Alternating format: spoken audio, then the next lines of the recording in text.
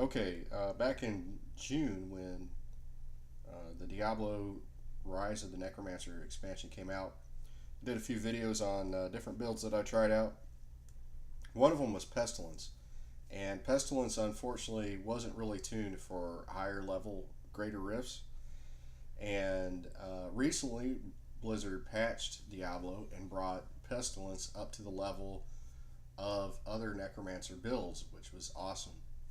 So basically, what they did was they increased the damage of Corpse Lance and Corpse Explosion up to 1650%.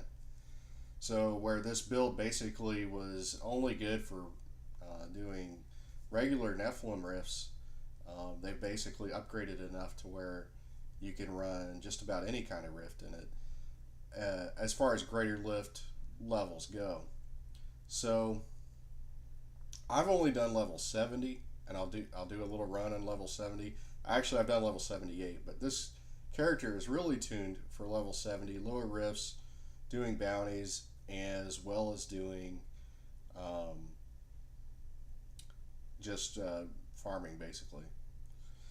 So for my gem and the helm, I've got cooldown reduction. For my amulet, I've got the Johnstone, which is entirely for Land of the Dead.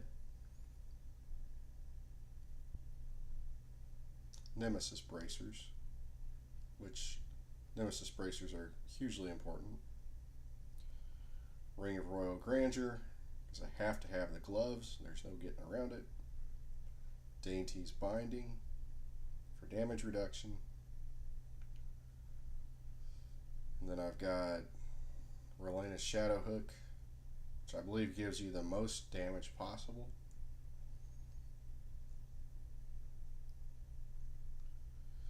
And for gems, I'm using Z-Stone of Vengeance, Bane of the Trapped, and Esoteric Alteration for damage reduction.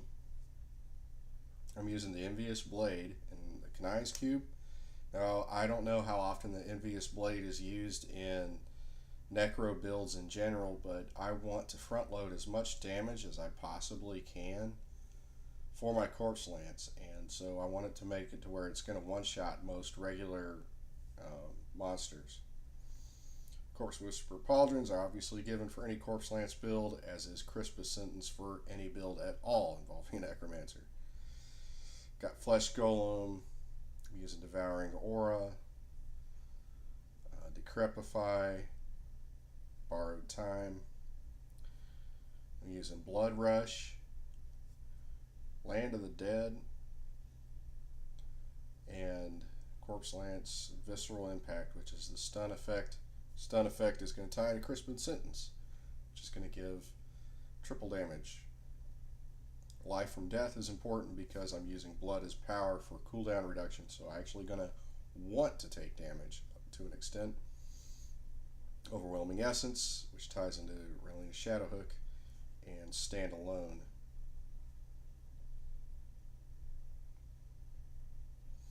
So here again, this isn't a build really designed to do the highest possible rifts. It's really for doing quick rifts in a casual way and not have to put much effort into it.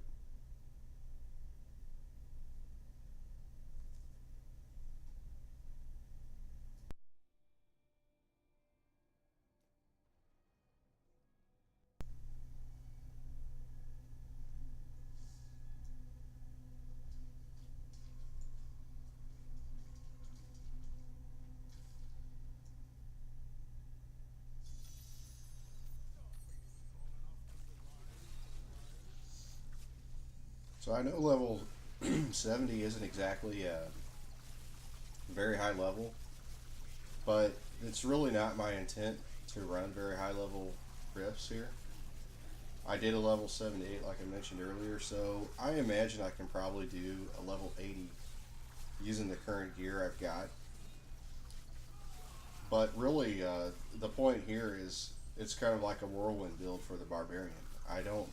I'm not looking to necessarily achieve the most here. It's really about just not having to do a lot of clicking and remembering and having a rotation going like a lot of Diablo 3 builds require of you. I really just want to be able to jump in the game and relax and run some riffs and make some progress, but not have to like just click like a madman. Because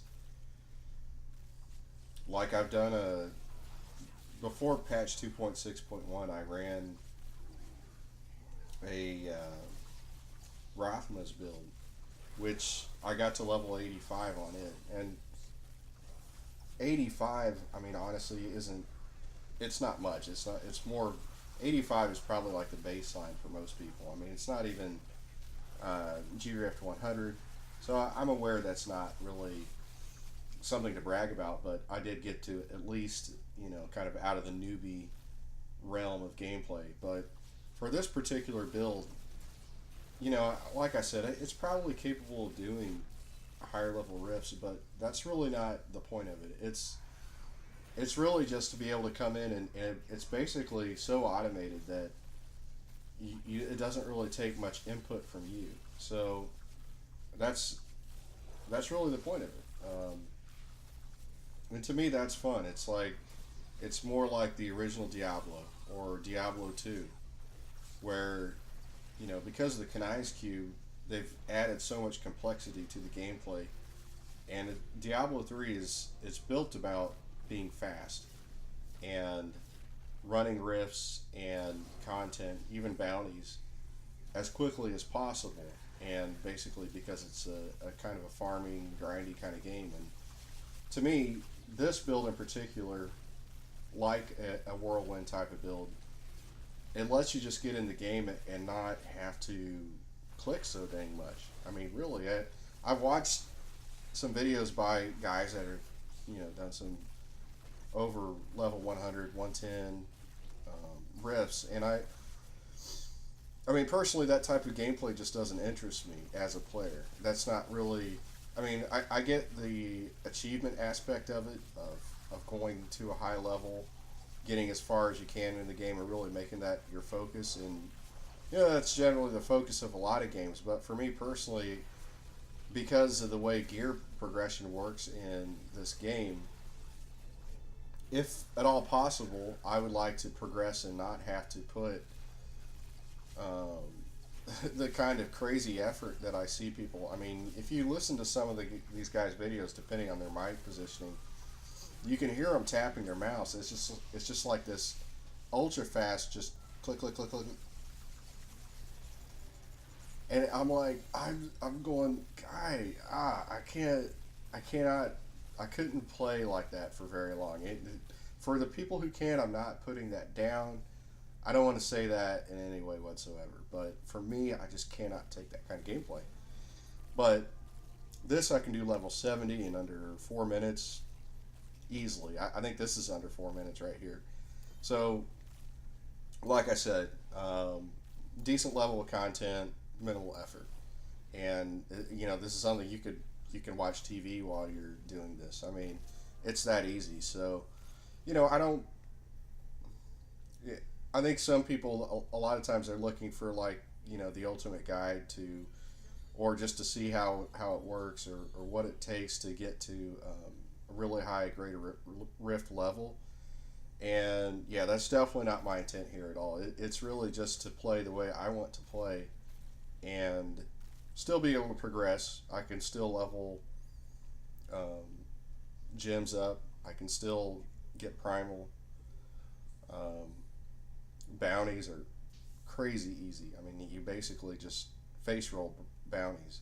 So it is viable in a lot of different ways. You can obviously farm materials, no problem, which a lot of builds can, but this one is just completely automated, and that is the entire point of this. So that's all I got, and it's really great to see that Blizzard responded to player concerns and improved the Pestilence build as much as they did. So anyway, I enjoy it a lot, and I hope you do too. Thanks for watching.